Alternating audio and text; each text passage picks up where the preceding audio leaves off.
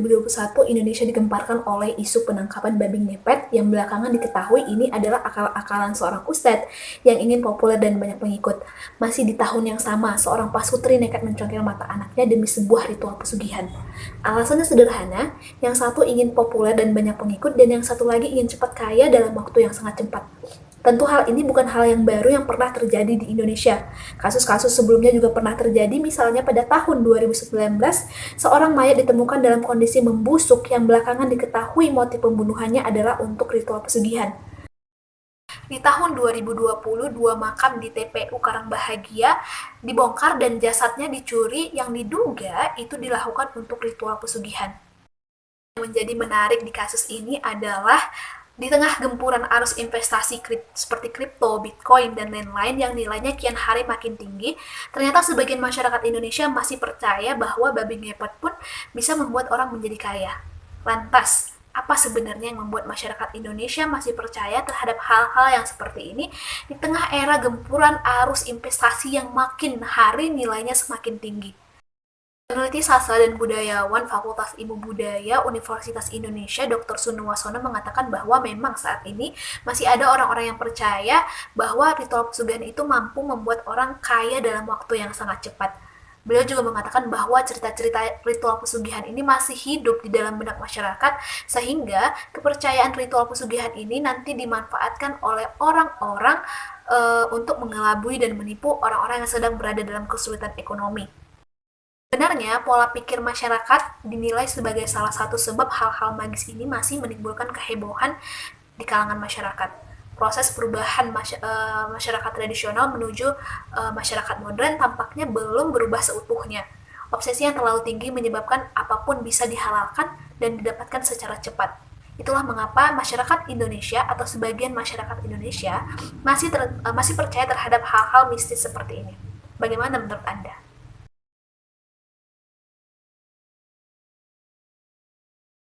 Mengapa pesugihan masih dilakukan di zaman modern ini yang ada di Indonesia?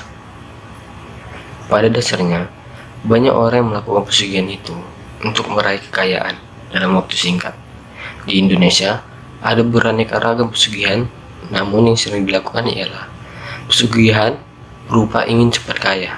Mereka yang ingin cepat kaya biasanya terlilit oleh utang atau kesulitan dalam ekonomi. Ritual untuk mendapatkan kekayaan itu ada banyak macamnya, mulai mendatangi tempat-tempat keramat, memelihara tuyul, babi ngepet, serta juga ada yang percaya melalui benda keramat. Lalu, mengapa pesugihan masih dilakukan di era modern ini? Proses perubahan dari masyarakat tradisional menuju masyarakat modern di Indonesia ini belum selesai. Perilaku manusia Indonesia masih banyak yang terlalu awam atau juga masih percaya mitos atau tahayul yang akan selalu berlabuh di lingkungan di mana nenek moyang mereka berkembang. Pendidikan juga salah satu faktor. Kurangnya edukasi yang mengakibatkan minimnya pengetahuan orang-orang Indonesia, sebab pendidikan formal saja belum cukup.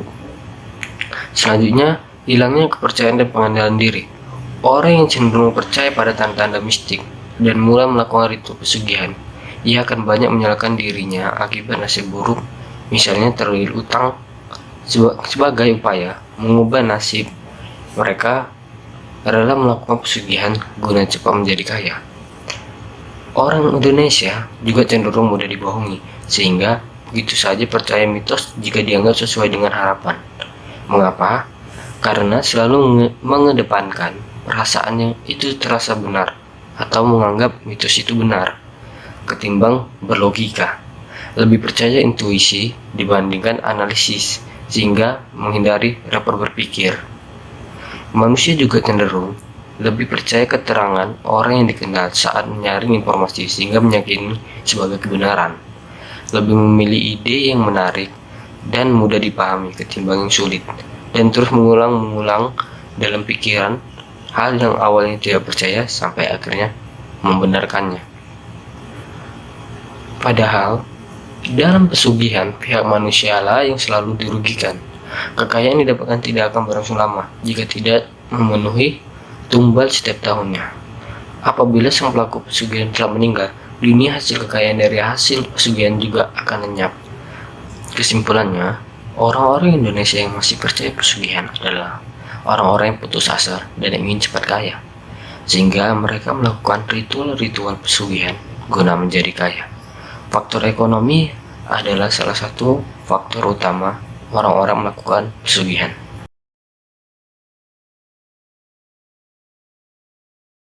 Ini saya akan melanjutkan pembahasan mengenai kasus-kasus orang yang dituduh melakukan pesugihan. Nah, sebelumnya saya akan menjelaskan sedikit tentang pesugihan dan manusia Indonesia modern. Nah, di sini tidak terlepas dari yang namanya syirik dan sudah pasti melenceng dari ajaran agama Islam. Nah, adapun di sini saya akan membahas tentang kasus-kasus mengapa orang dituduh melakukan pesugihan. Nah, pada tahun 2010, seorang warga dituduh melakukan pesugihan dan mengumbalkan 6 warga untuk ritual pesugihan. Dan pada tahun 2022, terdapat seorang warga melakukan pesugihan di Gunung Kawi dan melakukan penumbalan keluarga di Jawa Timur. Dan pada tahun 2021, seorang warga dituduh melakukan pesugihan dan dituduh memelihara babi ngepet di Depok. Nah, inilah salah satu kasus yang dituduh melakukan pesugihan.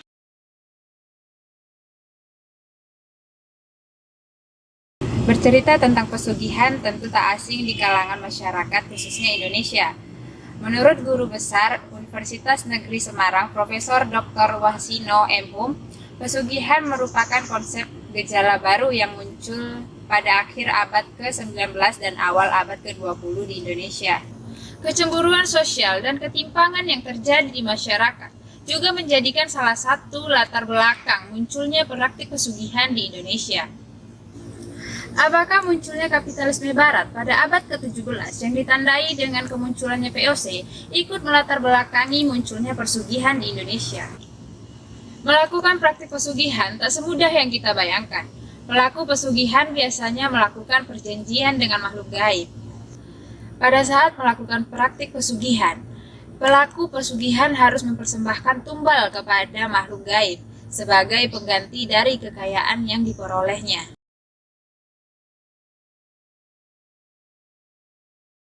Pandangan saya sebagai mahasiswa tentang pesugihan, jadi pesugihan itu adalah suatu mitos atau suatu ritual yang dilakukan oleh seseorang demi untuk memperkaya diri dengan cara melakukan persembahan-persembahan atau mengundang makhluk gaib yang dapat menguntungkan dirinya dan memperkaya dirinya dengan cara seperti babi ngepet atau memelihara tuyul gitu.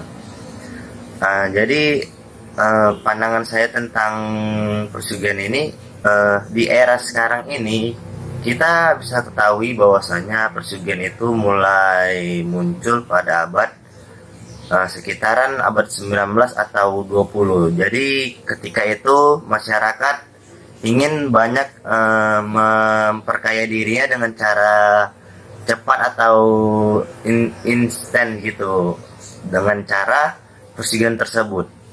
Jadi mereka juga banyak juga masyarakat yang dulu-dulu pada abad 19 itu iri dengan orang-orang yang bisa memperkaya dirinya dengan cara tidak bekerja atau secara langsung gitu.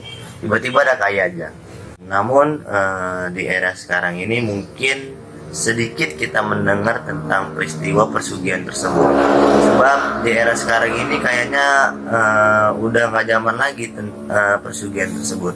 Soalnya di era digital ini kita udah gampang mengakses apapun tanpa berpergian atau apa, mencari duit pun langsung lewat HP aja, nggak sampai kayak bekerja dulu baru dapat duit.